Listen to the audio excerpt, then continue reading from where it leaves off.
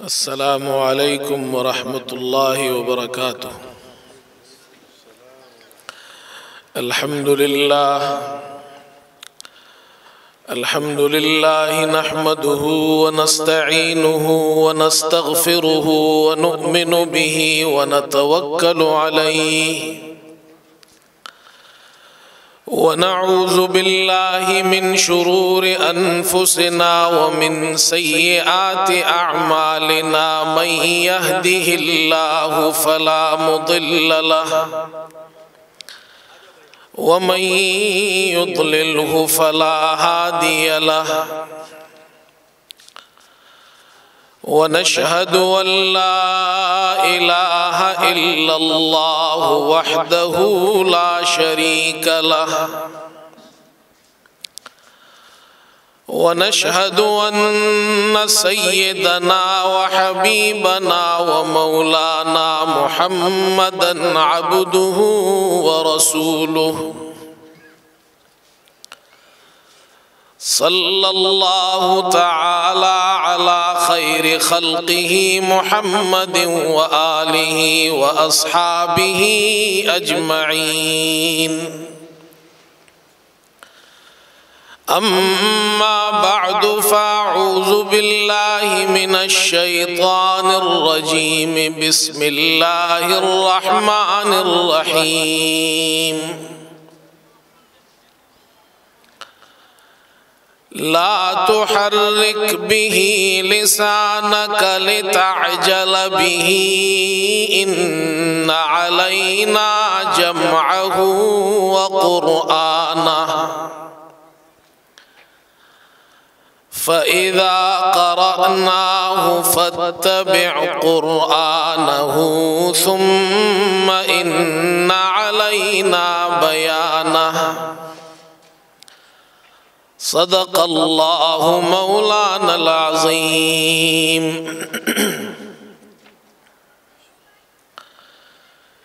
قابل احترام حضرات علماء اکرام، بزرگان محترم اور برادران عزیز،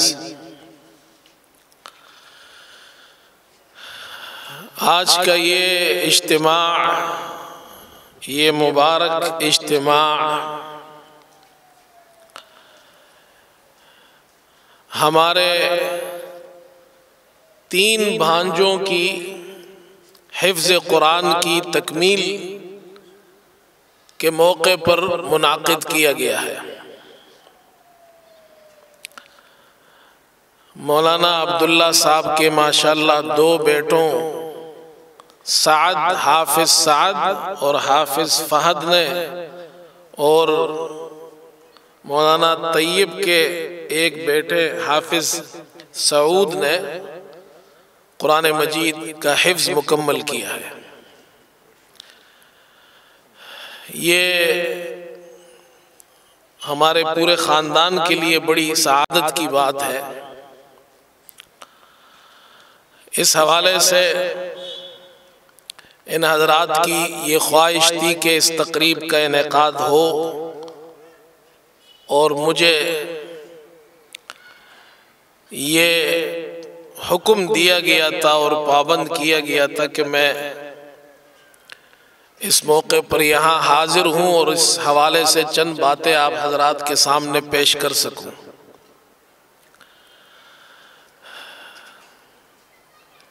ہم سب مسلمان ہیں اور ہم سب یہ جانتے ہیں کہ قرآن مجید اللہ کا کلام ہے، کلام اللہ ہے۔ کلام اللہ کا معنی یہ ہے کہ اللہ نے خود اس قرآن کی تلاوت کی ہے، اس قرآن کو پڑھا ہے۔ سنن دارمی کی ایک روایت ہے، آپ صلی اللہ علیہ وسلم نے ارشاد فرمایا، ان اللہ تعالی قرأ طٰہ و یاسین قبل ان یخلق السماوات والارض ب1000 عام۔ اللہ تعالیٰ نے آسمان اور زمین کی پیدائش سے 1000 برس پہلے سورہ طٰہ اور سورہ یاسین کی تلاوت کی۔ قرآن تلاوت کرنے والے اور پڑھنے والے اللہ کی ذات ہے، اور سننے والی جماعت فرشتوں کی جماعت ہے۔ فرشتوں نے جب اللہ کا کلام اللہ سے سنا، اللہ کا قرآن اللہ سے سنا، تو فرشتوں نے اس موقع پر یہ کہا اور 3 باتیں کی۔ پہلی بات یہ کی کہ خوشخبری ہو اس امت کے لیے جس پر یہ قرآن نازل ہوگا۔ طوبیٰ لأمت ینزل ھذا علیہا وطوبیٰ لأجواف تحمل ھذا۔ خوشخبری ہے ان سینوں کے لیے جو اس قرآن کو محفوظ کریں گے۔ وطوبیٰ لألسنۃ تتکلم بھذا، اور خوشخبری ہے ان زبانوں کے لیے جو اس قرآن کی تلاوت کرے گی۔ اللہ نے یہ قرآن اس امت کو عطا کیا ہے اور اللہ کا یہ کلام ہے۔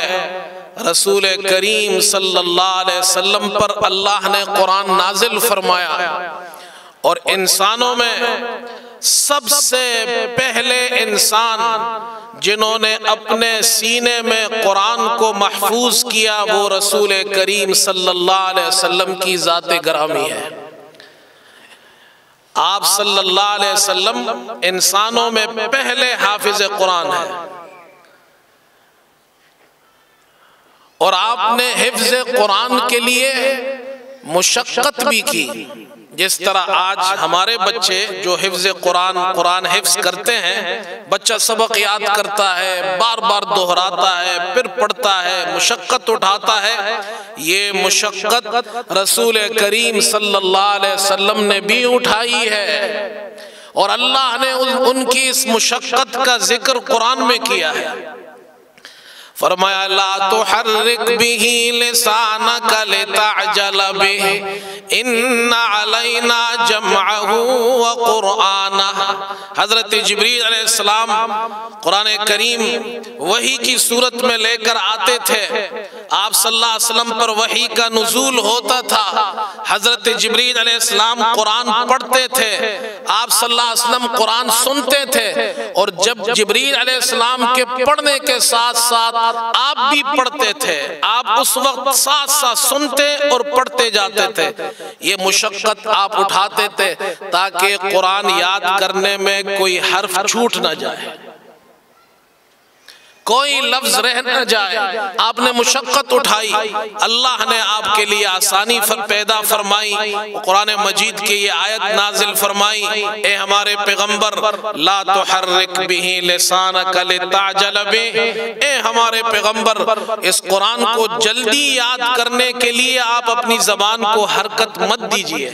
ان علینا جمعہ وقرآنہ، اس قرآن کو آپ کے سینے میں جمع کرنا اور اس قرآن کا پڑھوانا آپ کی زبان سے یہ ہمارے ذمہ ہے۔ ہم اس قرآن کو آپ کے سینے میں محفوظ کر دیں گے، آپ بھولیں گے نہیں، اور اس قرآن کو آپ کی زبان پر جاری کر دیں گے۔ فَإِذَا قَرَأْنَاهُ فَاتَّبِعْ قُرْآنَهُ، جب ہم اس قرآن کو جبریل امین کے واسطے سے پڑھیں تو آپ اس کی پیروی کریں۔ فَاتَّبِعْ قُرْآنَهُ، اس کا معنی یہ آپ اس وقت خاموشی سے سنیں، اس وقت پڑھنے کی ضرورت نہیں، آپ سنتے جائیے، آپ کے سینے میں حفظ کرنا ہماری ذمہ داری ہے۔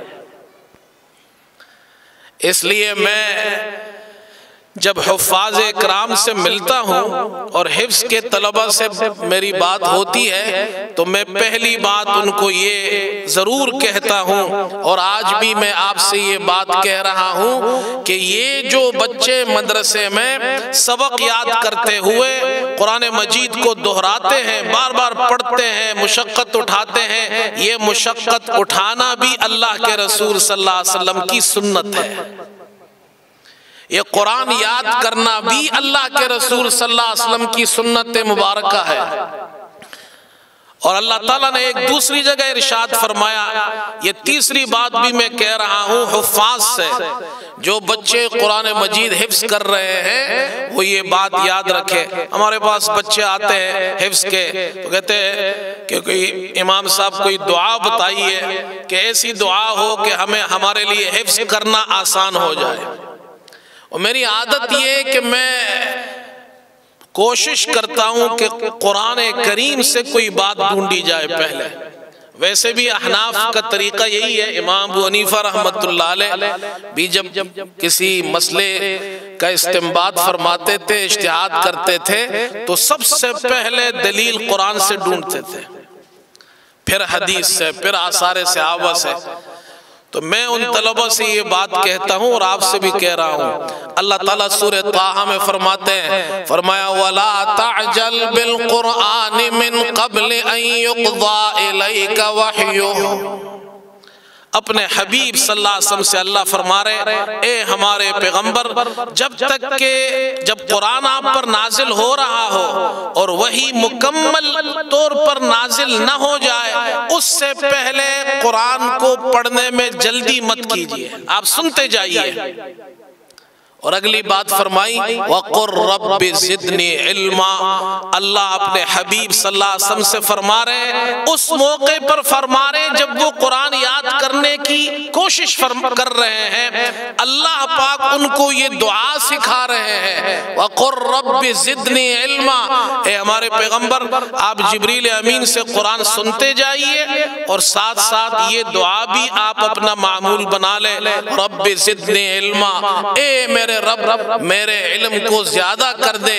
حافظ قرآن کو چاہیے قرآن حفظ کرتے وقت اس زمانے میں کثرت سے اس دعا کو اپنا معمول بنا لے، اللہ ان کے لیے حفظ قرآن کو آسان کر دے گا۔ یہ دعا قرآن کی بتائی ہوئی دعا ہے، اللہ نے اپنے حبیب صلی اللہ علیہ وسلم کو یہ دعا بتائی ہے، اس لیے حافظ قرآن جتنے بھی بچے قرآن حفظ کر رہے ہیں وہ یہ دعا یاد رکھیں۔ اور جو بچے ہمارے اسکول کالج میں پڑھتے ہیں، مدرسے میں پڑھتے ہیں، وہ بھی یہ دعا پڑھے، اس لیے کہ اس میں زیادتی علم کی دعا ہے۔ اللہ سے آپ دعا کر رہے رب زدنی علما، اور اللہ کے رسول صلی اللہ علیہ وسلم بھی یہ دعا پڑھا کرتے تھے، تو آپ یہ دعا پڑھا کیجئے۔ اس کا فائدہ یہ ہوگا اللہ آپ کا ذہن کھول دے گا، اللہ آپ کا دل کھول دے گا، سبق سمجھنے میں آسانی ہوگی، یاد کرنے میں آسانی ہوگی، حافظہ آپ کا مضبوط ہوگا۔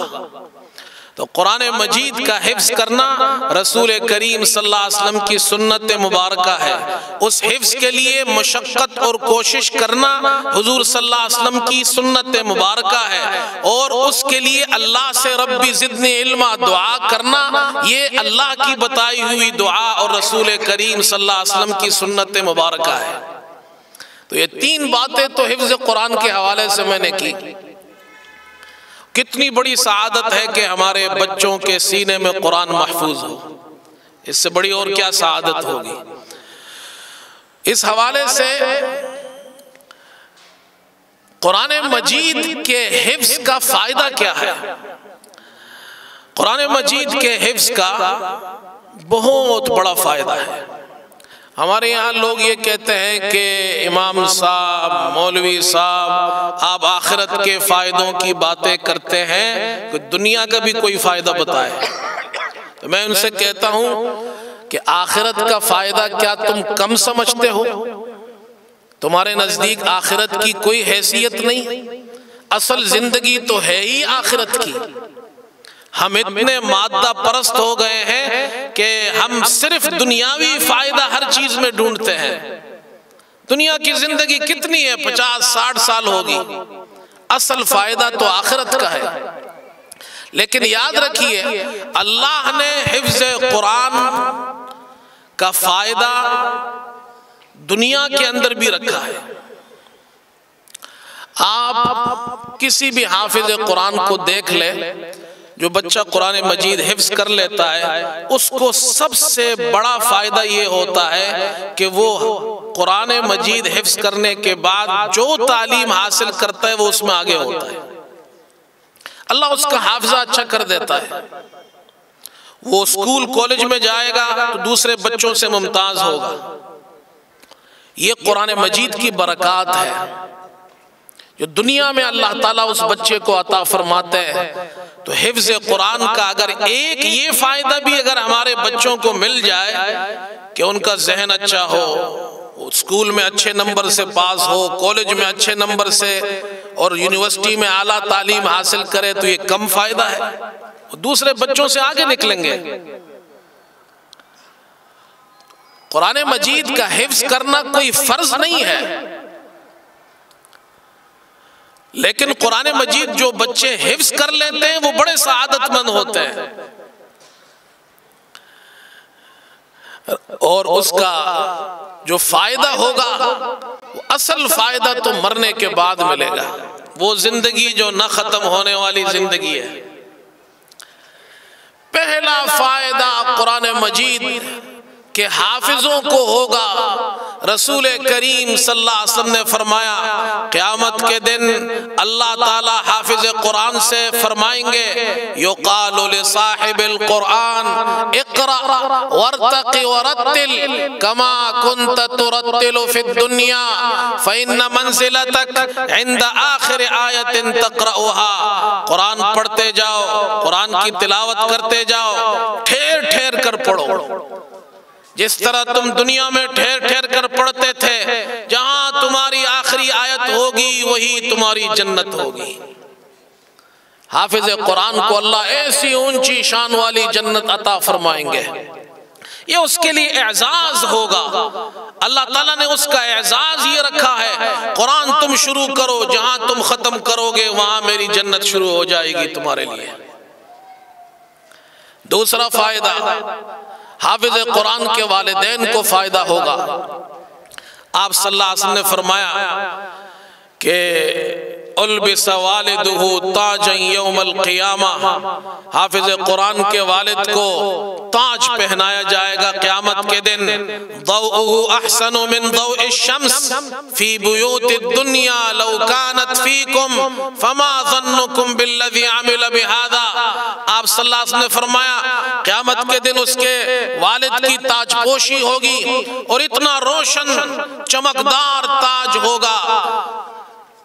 آپ نے فرمایا کہ اس کی روشنی ضوءہ احسن من ضوء الشمس، دنیا کے سورج سے زیادہ چمکدار ہوگا۔ پھر اگلا جملہ فرمایا فی بیوت الدنیا لو کانت فیکم، تمہاری دنیا کے گھروں میں، یعنی اگر دنیا کے گھروں میں وہ سورج آ جائے بالفرض، لو کانت فیکم، اگر وہ سورج تمہارے دنیا کے گھروں میں آ جائے تو کتنا چمکدار ہوگا؟ فرمایا اس سے زیادہ چمکدار تاج اللہ حافظ قرآن کو پہنائیں گے، اس کے والدین کو پہنائیں گے۔ میں نے ایک جگہ پڑھا کہ اورنگزیب عالمگیر، یہ بڑا بادشاہ گزرا ہے، بادشاہ تھا، اس نے اپنے بچے کو مدرسے میں داخل کروایا حفظ قرآن کے لیے، بچے نے قرآن مجید کا حفظ مکمل کر لیا۔ جیسے آج یہ بچے، ان کی تقریب ہو رہی ہے، تو اورنگزیب عالمگیر کے بچے نے جب قرآن مجید حفظ کی تکمیل کر لی تو وہ اپنے والد شاہ جہان کے پاس اپنے بیٹے کو لے گیا اور اس سے کہا کہ میرے بیٹے نے قرآن مجید کا حفظ مکمل کر لیا ہے، شہزادے نے قرآن مجید حفظ مکمل کر لیا، حافظ ہو گیا۔ شاہ جہان نے مبارکباد دی اپنے بیٹے اورنگزیب کو۔ وہ بادشاہ تھے لیکن عجیب لوگ تھے، وہ بھی دین سے بھی واقف تھے۔ اس نے اپنے بیٹے اورنگزیب سے کہا کہ تم نے اپنے لیے تو تاج کا بندوبست کر لیا ہے، میرا تاج کہاں گیا؟ تمہارا بیٹا ہے، تمہیں تاج ملے گا قیامت کے دن، میرا تاج، مجھے تو کوئی تاج نہیں ملے گا، تم تو حافظ نہیں ہو۔ اورنگزیب نے اپنے باپ سے یہ بات سنی، اس وقت کچھ نہیں کہا۔ اس کے بعد اس نے قرآن مجید حفظ کرنا شروع کیا اور تھوڑی سی عمر میں قرآن مجید حفظ کرنے کے بعد ابا جان شاہ جہان کے پاس پہنچا اور کہا ابا جان میں نے آپ کے لیے بھی تاج کا بندوبست کر لیا ہے۔ دنیا میں ایسے لوگ بھی گزرے ہیں، ایسے بادشاہ بھی گزرے ہیں، کتنی بڑی سعادت کی بات ہے۔ پھر اس قرآن کے حفظ کا فائدہ اس حافظ قرآن کے خاندان والوں کو بھی ہوگا۔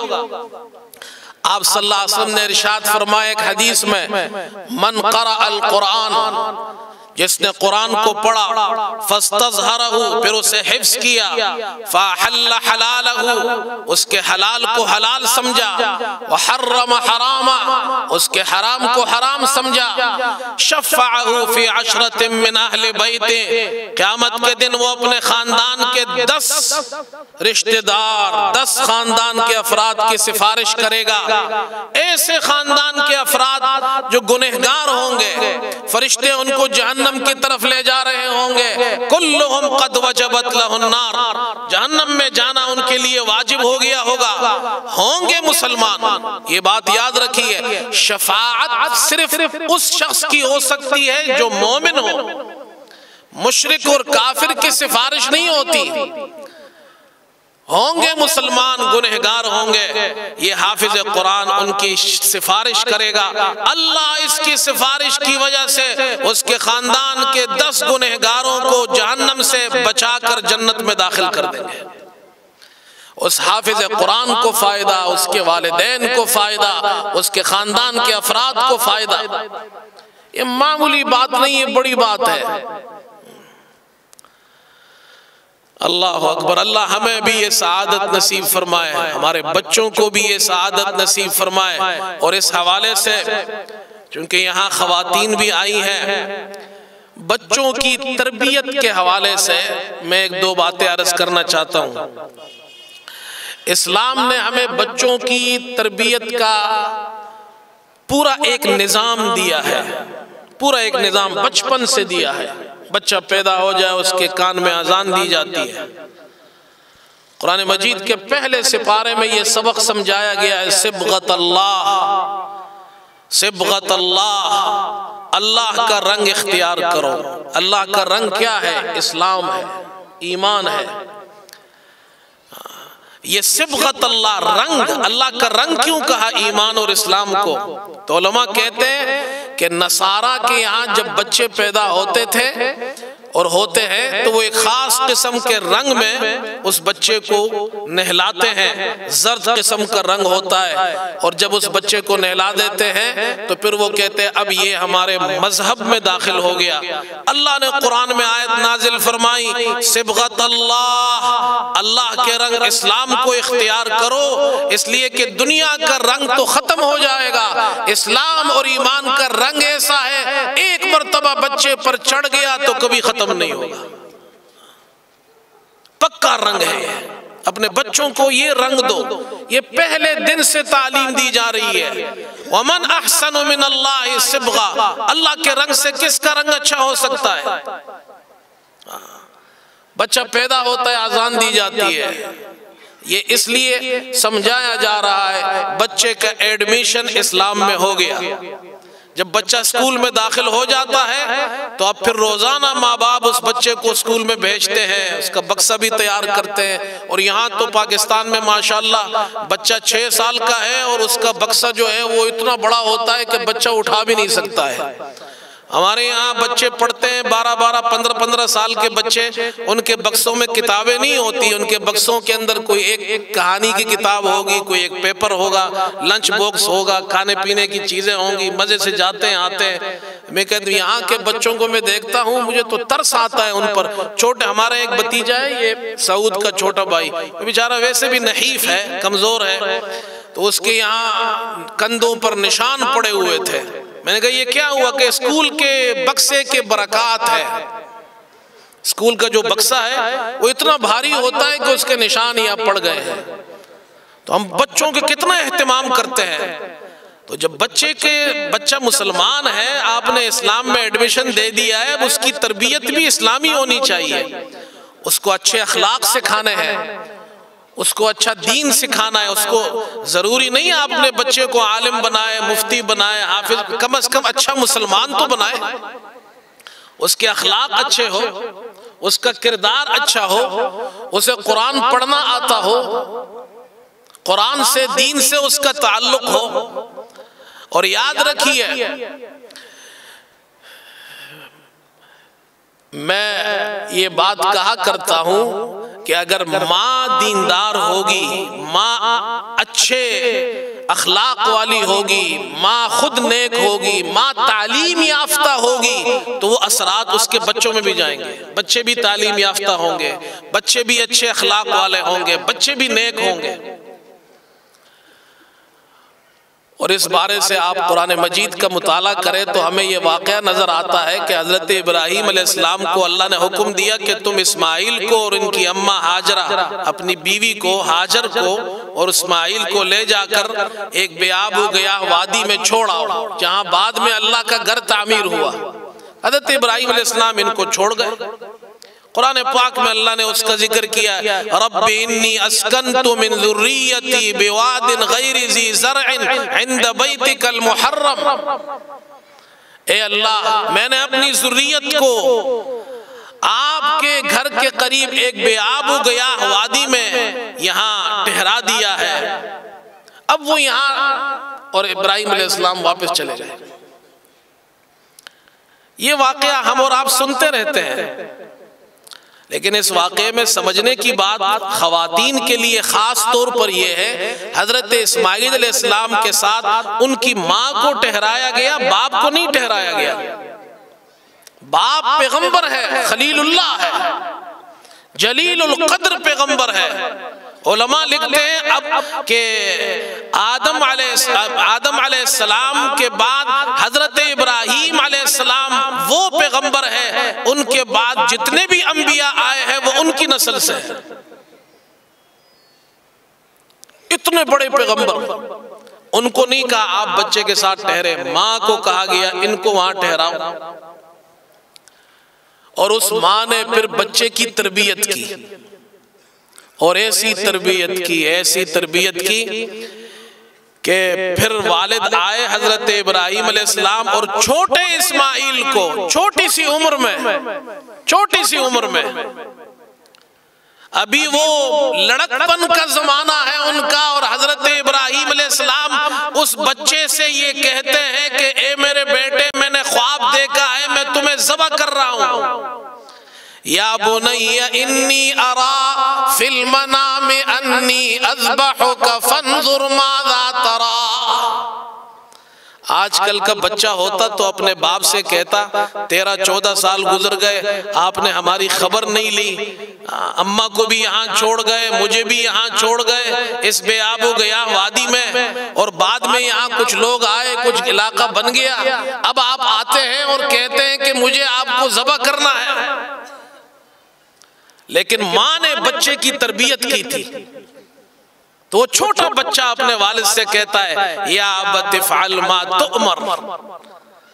اس کا جواب تو سنیے، کتنی حکمت والا جواب ہے، اور اس جواب کے اندر وہ بچے کا علم معلوم ہوتا ہے کہ اس بچے کے پاس تعلیم کتنی ہے۔ آج ہمارے بچوں کے پاس دین کی بنیادی باتیں نہیں معلوم، اور وہ 13-14 سال کا بچہ دین کی باتوں سے واقفیت رکھتے ہوئے جواب میں کہتا ہے یا ابت افعل ما تؤمر۔ کیا مطلب ہے اس کا؟ اے ابا جان، آپ کو جو اللہ کی طرف سے حکم دیا گیا ہے وہ پورا کیجئے۔ یعنی بیٹا بھی سمجھ گیا کہ میرا باپ نبی ہے، نبی کا خواب وحی ہوتا ہے، اللہ کی طرف سے وحی ہوتی ہے، اور یہ اللہ کا حکم ہوتا ہے، یہ میرے والد صاحب جو کر رہے ہیں یہ اللہ کا حکم ہے۔ معلوم ہوا وہ چھوٹا بچہ بھی دین کی بنیادی باتوں سے اسے انس تھا، اسے علم تھا، وہ جانتا تھا۔ بچے، اور پھر اللہ نے دکھایا، وہ لے گئے ابراہیم علیہ السلام، چوری پھیری، اللہ نے چوری کو حکم دیا کاٹنا نہیں ہے، اوپر سے جانور اللہ نے بھیج دیا، اس جانور کو ذبح کیجئے، آپ کا خواب پورا ہو گیا۔ اس واقعے میں سبق یہ ہے کہ ماں کی تربیت کا اتنا اثر ہوتا ہے کہ حضرت اسماعیل علیہ السلام جیسے بچے پھر جب وہ بڑے ہوتے ہیں تو اللہ ان کا واقعہ قرآن میں ذکر کرتا ہے کہ ایسے فرما بردار بچے پیدا ہوتے ہیں۔ تو ماں اپنے بچوں کے لیے پہلا مدرسہ ہے۔ ماں اگر اپنے بچوں کو جو بنانا چاہے بنا سکتی ہے۔ میں نے ایک کتاب پڑھی تھی ویسے تو دو باتیں میں کہا کرتا ہوں، لیکن آج میں ایک ہی کہہ دیتا ہوں، دوسرے کی ضرورت نہیں ہے، مثبت بات ہی کر رہا ہوں، منفی بات آج نہیں آنی چاہیے، اچھا موقع ہے، تو اس لیے وہ دوسرے کتاب کا اور اس مصنف کا ذکر نہیں کرتا، ایک کا ہی ذکر کر دیتا ہوں۔ مہاتیر ملیشیا کا بہت بڑا لیڈر گزرا ہے، گزرا کیا ہے بلکہ ابھی پھر آیا ہے وہ، اس کی ایک کتاب میں نے پڑھی، اس نے اپنی زندگی کے حالات لکھے ہیں اس میں، اور اس نے اپنے کتاب کی ابتدا میں جو حالات لکھے ہیں، وہ کتاب وہ یہ لکھتا ہے کہ جب میں چھوٹا تھا تو میری والدہ بہت نیک تھی، نیک خاتون تھی، تو گھر میں نماز کا اہتمام ہوتا تھا، اور باقاعدہ ہمیں وضو کی تعلیم دی گئی، نماز کی تعلیم دی گئی۔ پھر ہمارے گھر ایک حافظ قرآن، ایک قاری قرآن ہمارے گھر آتے تھے، وہ روزانہ ہمیں قرآن پڑھاتے تھے، اور جمعے کے دن میں اپنے والد کے ساتھ ان کی انگلی پکڑ کر مسجد جایا کرتا تھا جمعے کی نماز پڑھنے۔ میری والدہ مجھے تیار کروا کر والد کے ساتھ بھیجتی تھی۔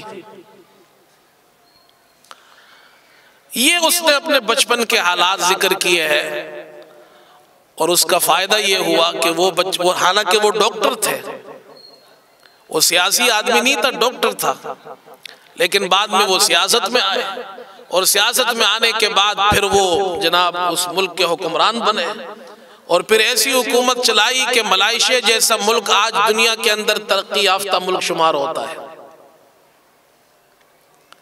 اگر بچہ ماں کی تربیت اچھی ہو تو پھر وہ مہاتیر بنتا ہے، اور ایسا مہاتیر بنا، اس نے اپنے ملک کو کہاں سے کہاں تک پہنچایا۔ دنیا میں جتنے ملیشین باہر کام کرتے تھے ان کو واپس اپنے ملک بلوایا، ان سے کہا کہ تمہیں صرف جاب نہیں دی جائے گی، جس شعبے میں ہو اس شعبے کا تمہیں ڈائریکٹر بنایا جائے گا، اور وہ تنخواہ جو تمہیں باہر ملتی تھی اس سے اچھی تنخواہ یہاں ملے گی۔ اور پھر جب وہ بیمار ہوا، ڈاکٹروں نے کہا کہ آپ کے سینے کا دل کا آپریشن کرنا ہے، جس کے لیے آپ کو باہر بھیجا جانا پڑے گا، تو اس نے یہ تاریخی الفاظ کہے کہ میں اپنے ملک میں اپنا علاج کراؤں گا، آپریشن بھی یہاں کراؤں گا، اس لیے کہ آج اگر میں باہر گیا علاج کرانے تو پھر میرے بعد جتنے بھی وزیر ہوں گے وہ بھی باہر علاج کرانے جائیں گے۔ یاد رکھیے، ماں کی تربیت کا بڑا دخل ہوتا ہے بچے کی پوری زندگی میں۔ اگر ماں اچھی ہو، اخلاق والی ہو، تعلیم یافتہ ہو، دیندار ہو، تو وہ اثرات اس کے بچوں پر بھی اللہ تعالیٰ بچوں کو بھی عطا کرتے ہیں۔ بہرحال وقت کافی ہو گیا ہے، اب یہ بچے قرآن مجید بھی پڑھیں گے، میں بچوں کو بھی مبارک دیتا ہوں، ان کے والدین کو بھی۔ آپ تمام حضرات یہاں تشریف لائے، اللہ تعالیٰ آپ کی اس مجلس کو قبول فرمائے، ہم سب کے بیٹھنے کہنے سننے کو قبول فرمائے۔ جو مزید بچے پڑھ رہے ہیں قرآن مجید حفظ کر رہے ہیں، اللہ تعالیٰ ان کے لیے بھی حفظ قرآن کو آسان فرمائے۔ وآخر دعوانا الحمدللہ رب العالمین۔